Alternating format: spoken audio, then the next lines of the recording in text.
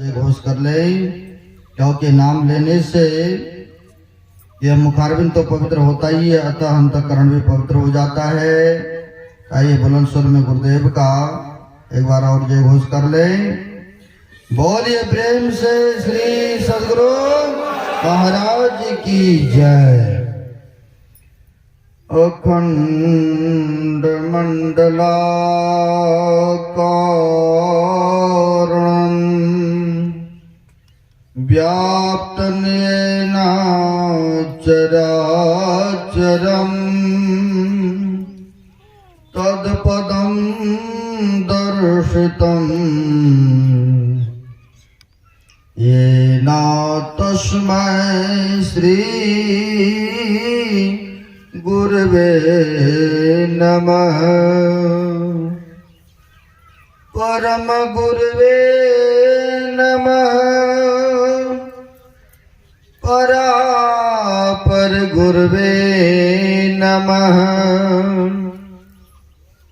परमात्मा गुरुवे नमः। आत्मा गुरुवे नमः। आदि गुरुदेव अनादि गुरुदेव अनंत गुरुदेव अखिल गुरुदेव चरण गुरुदेव शरण गुरुदेव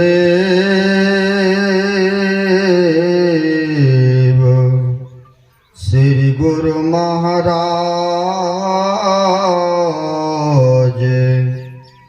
चरणारविंदो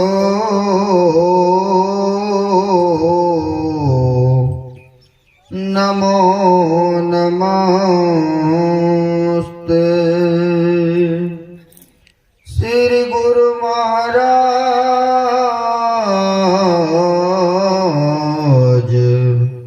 चरणारविंदो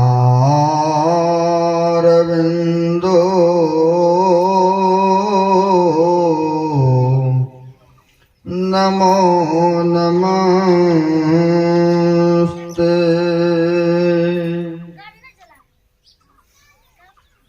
प्रातः स्मरणीय आनंद श्री घोषित कनकन देवी विराजमान परमात्मा स्वरूप आराध्यदेव के पाद पद्मों में असंख्य असंख्य बार नमन है।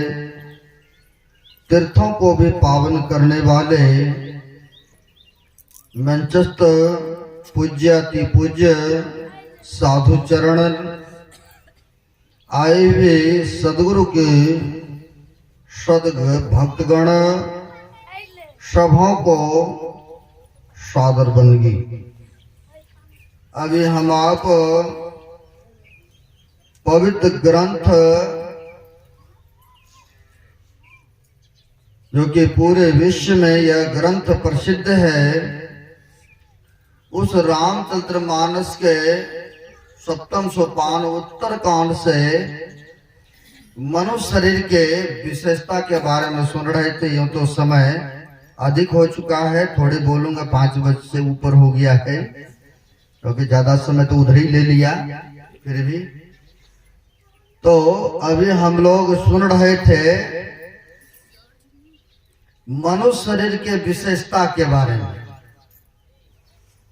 सभी ग्रंथों का कहना है, संत महापुरुषों का कहना है, यह शरीर जो मिला है बहुत मूल्यवान है, बहुत कीमती है। आप कहेंगे मूल्यवान है, कीमती है, वो कैसे? क्योंकि 84 लाख योनि में से सबसे श्रेष्ठ है, सबसे उत्तम है, सबसे मूल्यवान शरीर है। क्योंकि अन जोनियों में जाने के बाद अन जोनि के शरीर में रहने के उपरांत यह भजन, ईश्वर का चर्चा, यह सत्संग, यह सुमरन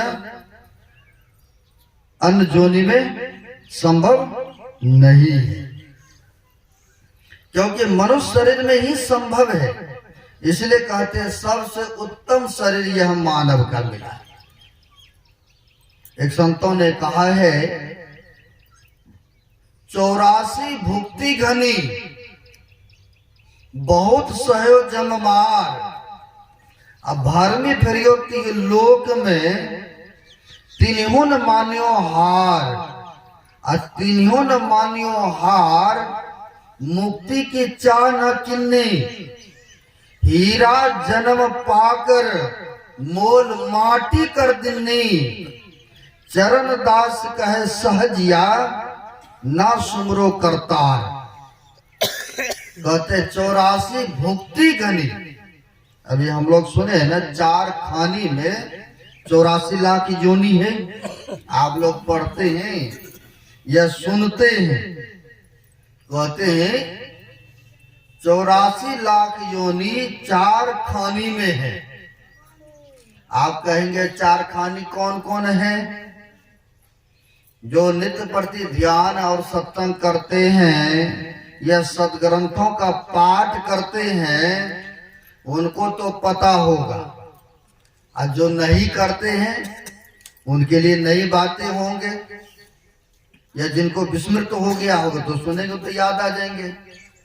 4 खानी में महापुरुष कहते 84 लाख योनि है। अब 4 खानी कौन कौन है इसको मैं बताता हूं, दिखाता हूं आपको। तो कहते हैं पहला है अंडज में, जैसे चिड़िया, जैसे सांप वगैरह सब अंडा से जो पैदा लेते हैं, तो वह कहते हैं अंडज में जाकर के भुगतना होता है।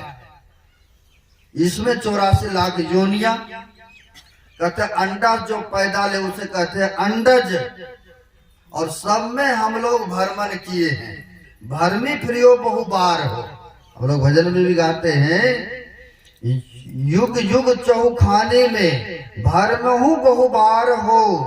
अब ही नर्तन कृपा कर देना, अब प्रभु करहु उबार हो। कहते हैं बहुत बार भ्रमण किए, पशु पक्षी आदि की योनि में, सब योनि में। गुरु महाराज की वाणी है ना, पदावली में पढ़ते हैं हम लोग। कहते सब पशु पक्षी योनि में बहुत भ्रमण किए हैं, लेकिन कहते नर्तन अब ही कृपा कर देना। जब ईश्वर की अभी हम लोग सुने हैं सदग्रंथों में पाठ में, कब हुक कर कर नानर देही आ देत इसमें हेत से नहीं। जब ईश्वर की विशेष कृपा हुआ है तब जाकर कहीं यह मनुष्य हम लोगों को पर्याप्त हुआ है, यानी ईश्वर की विशेष कृपा हुआ है। तो वही यहाँ पर कहते हैं अंडा जो पैदा लेते हैं उसको कहते हैं अंडज। और सब में हम लोग भी जन्म लिए। अंडज पिंडज, पिंड से जैसे पशु पक्षी या मनुष्य या बंदर भालू गाय सियार देखिए, या पिंड से, शरीर को पिंड भी कहते हैं ना। यह पिंड से जो पैदा लेते हैं कहते हैं इसको पिंडज कहते हैं। और उसमें भी हम लोग भ्रमण किए। अंडज पिंडज उष्मज। उष्मज में आप जैसे नाली में देखे होंगे कीड़ा मकोड़ा गर्मी से जन्म लेते हैं कि नहीं, पैदा होता है कि नहीं। तो कहते हैं जो गर्मी से पैदा ले तो कहते हैं उसे उष्मज कहते हैं। कीड़े मकोड़े जो बहुत देखे होंगे आप लोग, सर जाता है कोई चीज उससे कीड़ा उत्पन्न होता है। तो कहते हैं हम लोग भी उसमें जाकर के भोगते हैं, भड़मे हैं, अंडर पिंडर उष्मज में। तो फिर कहते हैं अंडज पिंडज उष्मज, और चौथा है अंकुरज। अंकुरज में जैसे अंकुर, जैसे गाछ पौधा ये सब कहाँ आता है, तो जो अंकुर से ही तो गाछ विशाल होता है ना। तो कहते हैं उस गाछ की योनि में भी आखिर उसमें जीव है तब ना हरा भरा है। किसी दिन देखेंगे कोई कोई वृक्ष को सूख जाता है तो कहते हैं कि मर गया गाछ, नहीं निर्जीव हो। तो यहाँ पर इस रामायण के माध्यम से हम लोगों को पता चलता है कि सब में हम लोग पशु पक्षी जानवर या गाछ वृक्ष पहाड़ है, सब में हम लोग भ्रमण किए। आप कहेंगे पहाड़ में भी भ्रमण किए, आप देखे होंगे या सुने होंगे, कहते ये जिंदा पहाड़ है। तो जिंदा पहाड़ क्या होता, बढ़ता है। और जो मरा हुआ पहाड़ होता है, हम रहे हैं ऋषिकेश में, मरा हुआ पहाड़ ऐसे मिट्टी की तरह और छोटे छोटे भागों में वह अपने आप गिरते रहता है नीचे, है ना। तो उसको कहते हैं मरा हुआ पहाड़। जो जिंदा पहाड़ होते हैं वो छोटा से विकराल बड़ा पहाड़ हो जाते हैं, तो वो जिंदा पहाड़ है। तो रामायण के माध्यम से हम लोगों को पता चलता है कि हम लोग यह अंडज पिंडज उष्मज और अंकुरज में इसमें भ्रमण करते करते तब जाकर कहीं यह मनुष्य का शरीर अब ये पर्याप्त तो हुआ है। तो वही कहते हैं भरमी प्रियोति लोक में, कहते हैं बहुत भ्रमण तीनों लोकों में किए। अब फिर कहते हैं भरमी प्रियोति लोक में हीरा देही पाकर मोल माटी कर देने। हीरा शरीर है ना, हीरा तो बाहर के पदार्थ है। ज्ञान नहीं होगा तो आप समझेंगे कि ये तो गिलते है। नहीं, एक व्यक्ति पहले के जमाने में जैसे चिड़िया आते थे, तोता आते थे या नीलगाय वगैरह सब आते, तो क्या करते थे लोग, सब पुराने दादा बाबा देखते थे, बताते हैं खेत में ही एक बड़ा सारा ना वो बांस की गाड़ करके और उस पर रह करके जुगवारी खेतों को करते थे, कहीं पशु पक्षी जानवर खा ना जाए, न ऐसा देखने को मिलता था। तो एक व्यक्ति उसी खेत की जुगवारी में और इस तरह से ऊपर का खेतों में बना कर रखा था, उसी पर रहते थे और गुल्लेट वगैरह सब रखते थे, चिड़िया को मारने भगाने के लिए रोड़ी पत्थर रखते थे। तो वह व्यक्ति गए नदी किनारे सोच क्रिया करने, और सोच क्रिया करने गए तो देखते क्या है, मिट्टी से उघरा हुआ, रेता से उघरा हुआ है एक घड़ा उनको जमीन में दिखाई दिया। घड़ा दिखाई दिया तो उस व्यक्ति ने ही काला घड़ा को, ये काला तो छोटा छोटा गुल्ली की तरह चमचमाता उस भरे हुए घड़ा में मिला। अब भरे हुए घड़ा में मिला तो उनको हुआ कि बहुत अच्छा है, ये है चिड़िया को भगाने में, तोता को उड़ाने में, गुल्लेट में मार करके बढ़िया काम आएगा, है ना। अब उसने ले आया अपने यहाँ, उस मचान पर रखा, बगल में नदी है। अब उसी से वह उड़ाना प्रारंभ किया, गुल्लेट में डाल करके सबको भगाते रहे। संजोग से उसी होकर के एक जोहरी, जिसको बोलते स्वर्णकार, है ना, स्वर्णकार था। अब उसी होकर के जा रहे थे तो देखा इसमें चमचमाता हुआ इनके हाथ में, तो कहा क्या है तुम्हारे हाथ में, थोड़ा नजदीक आओ मेरे पास। कहा पत्थर है, ऐसे ही मेरे को मिला था नदी के किनारे, सबको तो मैंने बहाव आ करके पानी उन्हीं में गंगा जी में बहाव कर दिया, वो यही बचा है। कार्य लेके आओ मेरे पास, क्या चीज है। लेकर जो ही आया तो उस जोहरी ने, स्वर्णकार ने पहचान लगा रही ये तो हीरा है, हीरा। अरे तुमने यूं ही पानी में बहा दिया सारा। कहा महाराज हम लोगों को तो जानकारी ही नहीं था, हमें तो नदी के किनारे मिला था। है? कहा अरे तुम अगर रखता तो अभी तुम्हें ये जो खेतों की रखवाली करना पड़ता है, तुम्हारे वस्त्र शरीर पर ठीक से नहीं है, खाना भोजन तुमको ठीक से नहीं मिलता, घर मकान भी नहीं है। अगर तुम्हारे पास होता तो तुम तो आज राजाओं का राजा हो गए होते, मालो माल हो गए होते, लेकिन तुमने तो सारा गंगा जी में बहाव कर दिया। अब तो बेचारा पश्चाताप करते हैं, हाल मलते हैं, हाथ मलते हैं। कहते हैं हाथ मले सिर धुने है, तो यहाँ पर तो अब हाथ मलो या सिर को पटको, लेकिन वापस होने वाला नहीं है ना।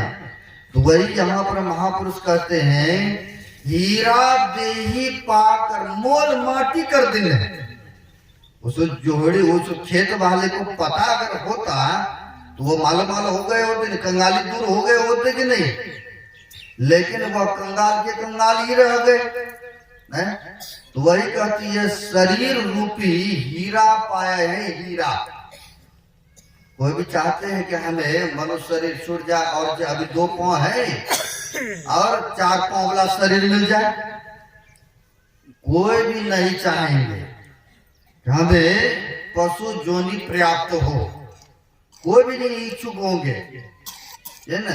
लेकिन कबीर साहब ने कहा है यह सुंदर मनुष्य का शरीर पा करके अगर सुंदर काम नहीं करेंगे, ईश्वर का भजन नहीं करेंगे, गुरु के चरण में नहीं जाएंगे, गुरु का मंत्र का बीज अपने अंदर में नहीं डलवाएंगे, तो कहा है महापुरुषों ने भजन बिना दीवाने मन बड़ा दुख पइयो। कहते भजन नहीं करोगे तो बड़ा दुख मिलेगा। और भी कहते हैं अभी तो 2 पांव है और उस समय 4 पांव मिलेगा, कहेंगे 4 पांव मिलेगा। तो यहाँ पर कहते 84 लाख जोनी में भ्रमण करते करते इस मनुष्य शरीर में आए हैं। किस लिए? तो पासा को पलटने के लिए है ना। एक संतों ने कहा है 1,84 भरमी के अब पांव पर अटके आए। कहते 84 लाख, वही बात यहाँ पर भी आ रहा है। कहते 84 लाख जोनी में पशु पक्षी की जोनी जो बताया, 4 खानियों में भ्रमण करते करते करते तब जाकर के पांव पर अटके आए, यानी मनुष्य शरीर पर आकर के अटके हुए हैं। तो अटके हैं तो किस लिए? तो कहते हैं अब की पासा ना फिरा, यानी पासा को पलटने की यही मनुष्य शरीर ही एक जरिया है, उपाय है। अन्यथा कहते हैं अब की पासा ना फिरा अब फिर 84 जाए। अगर ये शरीर सुंदर सा पा करके गुरु के चरण में नहीं जाएंगे तो फिर 84 में चले जाएंगे। और फिर दुख को भोगते रहिए। सो परत्र दुख पावे सिर धुन धुन पछताए, काल ही कर्म ही ईश्वर ही मिथ्या दोष लगाए। तो वहां पर जब दुख होगा तो सिर पटकेंगे, धुनेंगे और झूठी ईश्वर को दोष भी अर्पण करेंगे कि ईश्वर ने हमें तो समय ही नहीं दिया भजन करने। भाई ईश्वर ने तो सुंदर सा शरीर दिया है, इतना अच्छा मौका दिया, लेकिन फिर भी संसार में भूले हुए हैं। जो संत महापुरुषों को भूलते हैं तो कहते 84 में फिर झूलते हैं। लो फिर सिर धुन धुन करके पश्चाताप करो। तो वही कहते हैं 84 लाख योनि को भ्रमण करते करते पांव पर अटके आए, अब की पासा न फिरा फिर 84 जाए। अगर यदि पासा को नहीं पलटेंगे तो फिर 84 में चले जाइएगा, है ना। एक संतों ने और भी कहा है, क्योंकि जो पाठ होता है संत मत में, हमारे गुरु महाराज का ही कहना है, भक्तों को उसी विषय पर बोलना चाहिए, है ना। तो संत मत में यह नियमावली है। चलिए टाइम पास के लिए यहाँ से वहां से लेकर के बोलते हैं लोग, अलग बातें हैं, लेकिन एक संतों ने बड़ा अच्छा कहा है, बैल गरंता नर गरहा चूका सिंह और पूछ, ये कहीं गुरु की भक्ति बिनो धृगधारी धृग मूछ। कहते हैं अरे हम तो तुमको बैल का जोनी बना रहे थे, बैल का शरीर दे रहे थे, लेकिन दो ही चीज मैंने चूक गया। क्या? तो कहते पूंछ और सींग को मैंने तुम्हें लगाना भूल गया, है ना। यहाँ पर वेद उपनिषद पढ़ेंगे तो वहां पर कहते हैं ज्ञानहीना पशु भी समाना। अगर मनुष्य शरीर पा करके मनुष्य के अंदर में अगर मनुष्यता वाला कर्तव्य नहीं है, सदाचार शिष्टाचार शिष्टाचार का ज्ञान नहीं है, तो कहते हैं मनुष्य शरीर पाने से भी क्या लाभ। अगर मनुष्य में आकर के मनुष्यता वाला कर्तव्य नहीं करते हैं, तो वैसे कर्मों को नहीं करते हैं, तो है। तो यहाँ पर कहते हैं ज्ञानहीना पशु भी समाना। तो कहते हैं फर्क इतना ही है, इनको 2 पैर मिला है, उनको 4 पैर है, लेकिन यहाँ पर कर्तव्य तो दोनों एक ही सम्मान कर रहा है ना। आप कहेंगे दोनों का एक ही तरफ कर्तव्य है। हाँ, एक ही तरफ महापुरुष बताते हैं। वो भी खाना खाते हैं, बेशक आप बढ़िया बढ़िया रसगुल्ला टिकड़ी पेड़ा खाते हैं, अन्न खाते हैं, लेकिन पशु खाते हैं, चलिए उनके लिए घास भूसे जो भी है बचा उचा वो देते हैं खाने के लिए, लेकिन वो भी खा करके अपना जीविका पाल रहा है कि नहीं है? वो भी जी रहा है। रात्रि में मनुष्य भी बढ़िया बढ़िया खाया सोया, यह है कि बढ़िया सोफा सेट पर सोया, बढ़िया पलंगड़ी पर सोया। पशु जो है जमीन में सोया, लेकिन नींद तो सबको बराबरी है ना, नहीं है। तो कहते हैं वो भी पशु भी रात में सोए नींद लिए, अब मनुष्य भी वही काम किए। तो तीसरा उदाहरण में कहते हैं मनुष्य भी बच्चे को जन्म देते हैं, अब पशु भी बच्चे को जन्म देते हैं। हम तो दोनों का सेम ही हो रहा है ना। विशेषता तो तब है जबकि यह मनुष्य शरीर पा करके ईश्वर का भजन करेंगे, है ना। जब संत महापुरुषों के चरण में आएंगे तब ना विशेषता है। अन्यथा कहते पशु भी खा रहा, सो रहा, बच्चे पैदा कर रहा, निंद्रा देवी ले रहे हैं। अब मनुष्य का भी उतना ही काम होता है ना, खाया कमाया इकट्ठा किया, रात में सोया, है ऐसे जीवन को गमाया।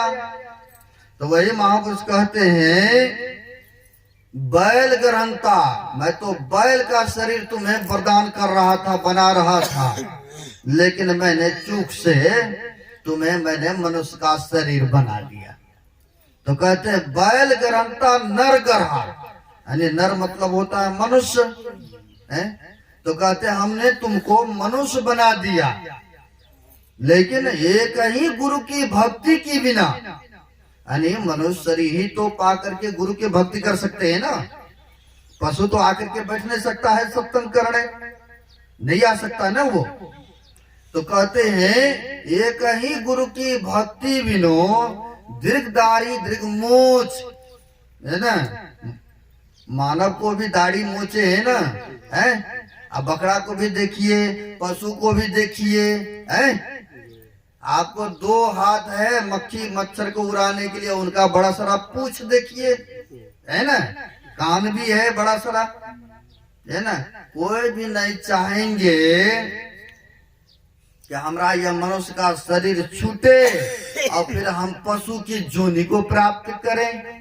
वो चाहते हैं? कोई नहीं चाहते हैं। लेकिन कबीरदास जी महाराज ने कह दिए हैं भजन बिना दीवाने मन बड़ा दुख पइयो, है। कहते भजन नहीं करोगे तो बड़ा दुख पाओगे। फिर कहते हैं पशु के जन्म को प्राप्त करोगे। कहते हैं फिर गूंगे मुख हरि के गुण कैसे गाओगे। जब पशु है पास में बांधे, उसको सिर में दर्द हो रहा है या पेटों में दर्द हो रहा है, वो कभी बोल सकता है? मनुष्य को तो ज्ञान है कि हमें सिर में भी दर्द हो रहा है, पेट में दर्द हो रहा है या भूख लगा है ना। ये बोलता है, जबरन खा भी लेता है कहीं न कहीं कोई न कोई उपाय करके। लेकिन मनुष्य के अलावा अन्य जोनियों में जब चले जाएंगे तो संभव नहीं है। कि ईश्वर का भजन करेंगे आप फिर से चाहेंगे कि मनुष्य शरीर मिलेगा, यह संभव नहीं है। लेकिन लोग कहते हैं बहुत उदाहरण में, हमने मकई का खेती किया तो मकई ही उपजेंगे, गेहूं का खेती किया तो गेहूं ही उपजेंगे। मनुष्य शरीर में आकर के छोड़ेंगे शरीर तो फिर से मनुष्य शरीर मिलेगा। लेकिन ऐसा संभव नहीं है। सदग्रंथों को पढ़िए तब पता चलेगा, वेद उपनिषद को पढ़ के देखिए, है ना, अपने कर्मों अनुसार ही वह शरीर मिलता है ना। अगर ऐसा नहीं होता तो इतने इतने तपस्या ध्यान भजन सुमरण करने की आवश्यकता था, है? लेकिन लोग चाहते हैं, कहते हैं कि मनुष्य शरीर पा करके शरीर छूटेगा तो फिर से मनुष्य शरीर ही मिलेगा। लेकिन ऐसा नहीं देखने को मिलता है, ये भूल में मत रहिए। कहते हैं मनुष्य शरीर में आकर के अगर ईश्वर का भजन सुमरण नहीं करेंगे तो फिर पशु की जोनी में चले जाएंगे, फिर दुख को उठाते रहिए। यह शरीर जितना उत्तम बताया है, जितना मूल्यवान बताया है, उतना ही यह क्षण भंगुर भी है, उतना ही यह शरीर क्षण भंगुर भी है। बाबा नानक ने कहा है यह शरीर कब छूट जाएगा इसका कोई पता नहीं है, उन्होंने बड़ा अच्छा कहा है, क्या बालक क्या जौवने क्या वृद्ध कशुवंद, अब वो अवसर नहीं जानिए जब आई परे जमफंद। अब देखिए महापुरुष कहते हैं क्या बालक क्या जौवने। आप लोग देखे होंगे गांव समाज में या आपके रिश्तेदारों में, आपके परिवारों में घटना घटित हुआ होगा। कहते बालक जो जन्म लेते हैं किसी का कुछ बिगाड़ते नहीं हैं, जन्म लेते सार कई बच्चे का मृत्यु हो जाया करते हैं, ऐसा देखने को मिलता है। तो नानक देव जी महाराज कहते हैं क्या बालक क्या जौवने, कहते बाल अवस्था में भी शरीर छूट जाया करते हैं। जौवने मतलब होता है जवानीपन में भी। आप लोग सुने होंगे गांव समाज में, ओ हो फलाना का लड़का जवान था, शादी की योग था, न जाने अचानक उनका तबीयत खराब हुआ, शरीर छूट गए, ऐसा गांव समाज में देखने को मिलता है। तो यहाँ पर नानक देव महाराज कहते हैं क्या बालक क्या जौवने, यानी जवानी में भी शरीर छूटता है। अब वृद्धावस्था में तो सबका एक दिन घंटी बजना निश्चित ही है ना, लेकिन नोटिस पर नोटिस आ रहा है। जो बाल्यावस्था में शरीर नहीं छोड़े, जवानी में शरीर नहीं छोड़े, तो वृद्धावस्था में नोटिस पे नोटिस आ रहा है, फिर भी अचेत पड़े हुए हैं, है ना, अचेत पड़े हुए हैं। आप कहेंगे नोटिस कौन सा है, तो नोटिस आपको दिखा रहा हूं, महसूस भी करेंगे यार। बाल पक जाना क्या है, ये भी तो नोटिस है ना। लेकिन लोग परमात्मा को धोखा देते हैं, कलर कर लेते हैं। लो अभी हम ठीक ठाक ही है, लोग क्या करते हो, है ऐसा करते हैं ना। तो कहते हैं परमात्मा को धोखा देते हैं, लेकिन वो तो छोड़ने वाला नहीं है, बेशक जितना मर्जी छिपाइए दबाइए इसको। तो कहते हैं ये भी नोटिस आ रहा है, उससे नीचे आइए, आंख से देखना कम होने लग गए, तो क्या करते, चश्मा की सहारा लेते हैं ना।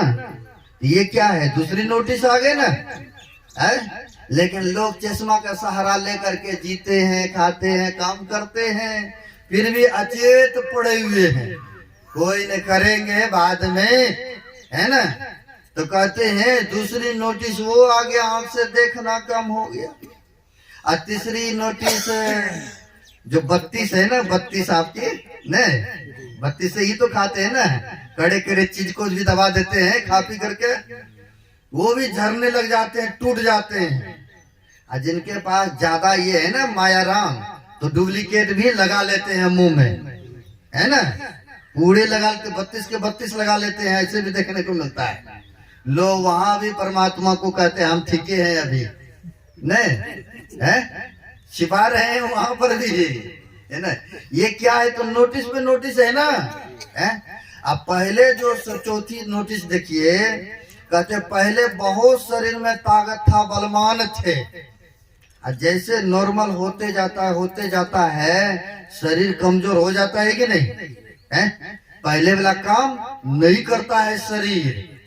पहले शरीर बहुत सुंदर था, फिर बाद में धीरे धीरे देखिए सुंदर से सुंदर हो गए, चमड़ा उमड़ा चुटक गए हैं। तो देखिए ये भी तो नोटिस ही है ना, है? लेकिन फिर भी लोग क्या क्या लगा करके चाहते हैं कि हम अभी ठीक ठाक लगे देखने, नहीं मुंह में क्या क्या लगाते हैं, लगाते ही है, सबको ही लगाते। अरे ये भी एक परमात्मा के नजरों में धोखा ही देना होता है कि हम अभी ठीक ठाक हैं देखने सुनने में, है ना। लेकिन कहते हैं जिस दिन आएगा वहां पर कोई चालाकी नहीं चलने वाला है ना। नोटिस पे नोटिस भेज रहा है, फिर भी अचेत पड़े हैं। तो बाबा नानक साहब कहते हैं क्या बालक क्या जोबने मतलब जवानी में भी हैं, जेबे कर रहा, देखबे कर रहे हैं, अपने आंखों देखी बात है। खैर उधर नहीं जाना चाहता हूं, लेकिन चलिए गोपी चंद के पास चलते हैं हम लोग।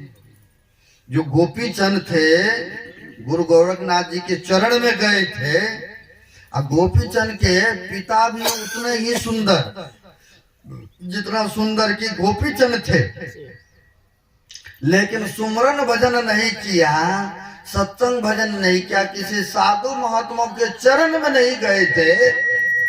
तो उनकी माँ जो थे पूजनीय, बड़ी भक्तिनी थी, बड़ी साधु महात्मा के प्रति श्रद्धा विश्वास निष्ठा रखती थी।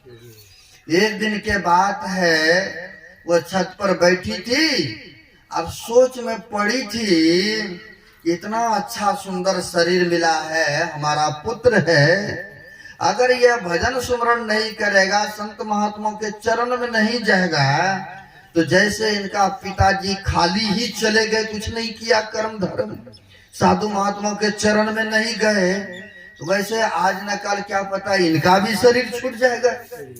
छूटना तो निश्चित है ना, आए हैं सो जाएंगे न।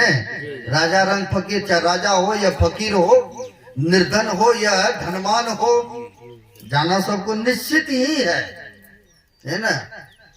अब बेचारी सोचती है इतना सुंदर शरीर इनके पिता का था, लेकिन वो भी साधु महात्मा के चरण में नहीं गए, लेकिन अचानक उनका शरीर छूट गया, वो तो चले गए, लेकिन हमारा पुत्र है, एक ही पुत्र है, इनका भी आज ना कल कहीं शरीर छूट गया, संत महापुरुष के चरण में नहीं गया, तो बड़ी अफसोस उनको हो रहा था। इसी सोच अफसोस में आंख से आंसू गिर गया।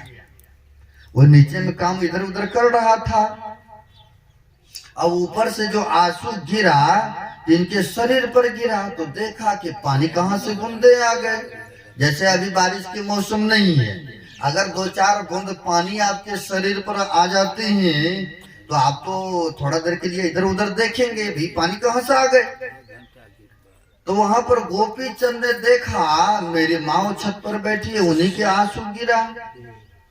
तो ये चले गए, जाके पूछते हैं माँ किसने क्या कहा तुम्हें, क्योंकि गोपी चंद की कई रानियां थी, कौन प्रजा ने, कौन सिपाहियों ने, कौन रानियों ने क्या कहा, माँ बताओ जल्दी, आप रो रही हो, आंख में आंसू आ गया, क्यों रो रही हो, इसका कारण क्या है, वजह क्या। कहा बेटा मेरे को रोना इसलिए आ गया कि आपसे भी सुंदर था तुम्हारा पिताजी।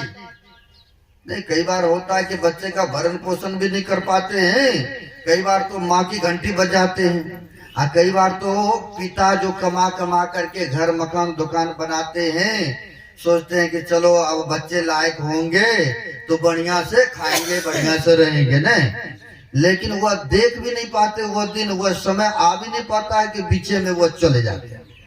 पुत्र या पुत्रियों का शादी विवाह भी नहीं देख पाते हैं, बहुत ऐसे हैं। अब वहां पर कहते हैं कि तुमसे भी सुंदर था तुम्हारा पिताजी, अचानक उनका शरीर छूट गया, लेकिन किसी साधु महात्मा के चरण में नहीं गया। पुत्र, वही सोच अफसोस में हम भी थे, सोच रहे थे कि तुम्हारा भी उतना ही सुंदर शरीर है, एक ना एक दिन तुम्हारा भी शरीर छूट जाएगा। यह मानव का शरीर है तो छूटवे करेगा, क्योंकि एक संतों ने बड़ा अच्छा कहा है, पानी का सा बुलबुला, जो बारिश होते हैं ना, पानी में बूंद ही होता है, उसको फूटने में विलंब नहीं होते हैं। उसी प्रकार से बताते हैं, पानी का सा बुलबुला यह तन ऐसा हो, अब पीब मिलन को ठानिए, रहिए ना परिसो, और रहिए ना परिसो, बहुरिन मन खा देही, अब खोज ही आपको, जब मिले ये राम स्नेही, हरि को जो भूले फिरे, सहजो जीवन छार, सुखिया तभी होवोगे, जब सुमरोगे करतार। देखिए, कहने के लिए कुछ नहीं छोड़ा महापुरुषों ने। कहते हैं पानी का सा बुलबुला है यह शरीर, है? कहते इसी शरीर से पीब मिलन को ठानिए। पीब मतलब होता परमात्मा। कहते पीब मिलन को ठानिए, रहिए ना परिसो, क्यों गफलत में पड़े हो, बेखबर पड़े हो, इस मोह माया के चक्कर में पड़े हो, हैं? तो कहते रहिए ना परिसो, यानी भूल करके मत रहो उस परमात्मा, उस मालिक को। लेकिन सभी आदमी चाहते हैं कि हम सुखी हो जाए, लेकिन कहते हैं, कहते कहते कह दिए, सुखिया तभी होवोगे। सुखी होना चाहते हैं ना, कहते सुखिया तभी होवोगे, जब सुमरोगे करतार। करतार मतलब परमात्मा, ईश्वर भी होता है। अगर सुखी होना चाहते हैं तो आपको उस करतार का, उस ईश्वर का, उस परमात्मा का नाम लेना पड़ेगा, तभी आप सुखी भी हो सकते हैं, अन्यथा कोई उपाय नहीं है। तो यहाँ पर कहते हैं तुम्हारे से भी सुंदर था तुम्हारा पिताजी, लेकिन अचानक उनका शरीर छूट गया, और तुम्हारा भी आज न कल तो शरीर छूटेगा ही पुत्र। इसीलिए चिंता में, अफसोस में हूँ कि सुंदर शरीर पा करके अगर भजन नहीं करेंगे तो व्यर्थ में चला जाएगा। अब ऐसा कहा फिर माँ करना क्या चाहिए हमें? कहा गुरु जी के चरण में चले जाओ पुत्र, हैं? कहा कहाँ मिलेंगे वो गुरु जी? कहा चले जाओ, गुरु गोरखनाथ जी महाराज हैं, उनके चरण में चले जाओ। अब गुरु का आज्ञा का पालन यहाँ पर, यानी गुरु माँ का आज्ञा का पालन करते हैं। कहा ठीक है माँ, जिसमें तुम्हारी प्रसन्नता है, खुशी है तो वही करेंगे। नहीं, राम भगवान को भी जब पता चला कि हमारे पिताजी हैं, माँ कंकही के वरदान के कारण इस तरह से हमारे पिताजी सखत बीमार पड़े, है ना, जब जानकारी हुआ तो देखिए पुत्र ऐसा कहा, पिताजी आप अफसोस ना करें, मैं जा रहा हूँ खुशी खुशी ने, फिर उधर जाना नहीं चाहता हूँ। वही बात यहाँ पर आ गया, कहा आप चिंता ना करें, मैं जा रहा हूँ भजन करने।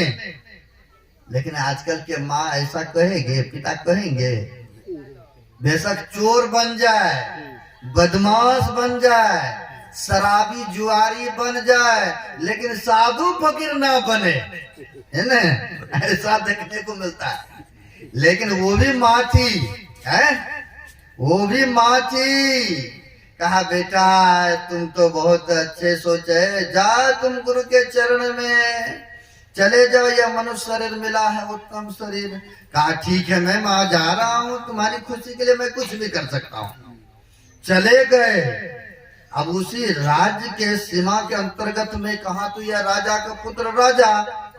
अब गुरु जी के समक्ष में गए तो उस समय पहले जमाने में, अभी भी कहीं कहीं देखने को मिला होगा, तो वो सरंगी बजाते थे ना, और कपड़े उपड़े मांगते थे, उसी से जो जीविका, कुछ कोई कुछ दे दिया, कोई कुछ दे दिया। अपना जीविका चलाते थे। तो गुरु जी का आदेश हुआ कि तुम आए हो हैं इस कुटिया में रहने के लिए, तो यहाँ पर तो नियम है कि आज वो मांगेंगे, कल वो मांगेंगे, परसों वो मांगेंगे, इसी से अपना जीविका भी चलेगा, क्योंकि ये आश्रम में कोई आमदनी तो है नहीं। अब पहले के ऋषि महात्मा मांग मांग के ही तो ज्यादा अपना जीविका चलाते थे, भरण पोषण करते थे, भजन करते थे, है ना। तो कहा कोई बात नहीं, हम मांगेंगे, हैं गुरु जी का आदेशानुसार अपने ही क्षेत्र में, शहर में कमंडल लिया, तुमरी लिया और वस्त्र धारण किया और चले मांगने के लिए, है ना। मांगने के लिए गए तो लोग, प्रजा लोग देखते हैं हमारे ही तो राज्य के हैं, जिसको एक ना, उस समय पुराने जमाने एक ना, दो ना, पांच ना चलता था, जिसको थोड़ा देना था तो वो अधिक देते थे, है ना। इस तरह से मांगते मांगते बहुत कट्ठा किया। तो गुरु गोरखनाथ जी ने कहा कि अपने महल में भी जाओ मांगने के लिए, है ना, अपने महल में भी जाओ, मांग के लाओ भिक्षा। कहा जो गुरु जी आपके आदेश हो। गए मांगने के लिए। जब गए तो माँ वहां पर पहचान लिए कि हमारे ही पुत्र है, वर्षों के बाद आए तो फिर भी माँ के प्यार प्रेम तो उनकी तो पहचान ही हो जाते हैं ना। पहचान लिया, कहा माँ भिक्षा दो, गुरु जी का आदेश है। कहा पुत्र लो मैं देता हूँ भिक्षा में। कहा हाँ माँ। कहा मजबूत किला घर में रहना है, मजबूत किला घर में रहना, स्वादिष्ट भोजन करना है, और जब खूब भूख लगे, बहुत नींद आवे तो मुलायम सैये पर सोना। ये रहा मेरा 3 भिक्षा तुम्हारे लिए। गुरु गोप ये समझ नहीं पाए तो कहा माँ इस तरह से भिक्षा दे, आपके कहने पर तो हम तो राजभवन को बढ़िया भोजन, बढ़िया वस्त्र, बढ़िया सोना, बढ़िया मकान, किला घर को त्याग करके तो हम भिखारी भिक्षु बने हैं, और फिर यही आपका आदेश हो रहा है। तो मैंने समझा नहीं माँ आपका क्या इशारा है। तो कहा बेटा तुम नहीं समझा, मेरा भिक्षा ये है कि बहुत